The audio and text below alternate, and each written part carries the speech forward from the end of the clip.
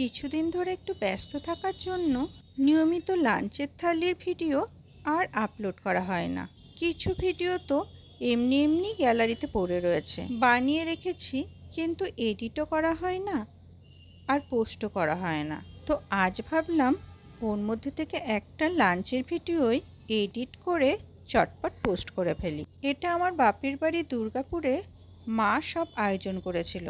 ওই তো কলকাতা আসার কয়েকদিন আগে সুন্দর করে থালা সাজিয়ে আমাকে খেতে দিয়েছিল। তাই এই লাঞ্চের ভিডিওটা না করে আর থাকতে পারিনি। সাদা ভাত, লেবু লঙ্কা তো ছিলই, সঙ্গে দিয়েছিল 3 রকম ভাজা, রুই মাছ ভাজা, কুমড়ো ভাজা, আর দিয়েছিল আলুর চিপস, আর করেছিল বাঁধাকপি।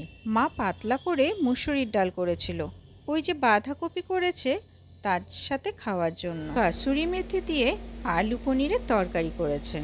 আর সবচেয়ে স্পেশাল ছিল লাল লাল ঝাল ঝাল করে মাটন। আমার পছন্দের টমেটো চাটনিও করেছিল, লাল দই আর রসগোল্লা শেষ পাতে একেবারে জমে যাবে। আর মা বানিয়েছিল চালের পায়েস। সব কিছু মিলে সেদিনের লাঞ্চটা আমার একেবারে জমে গেছে।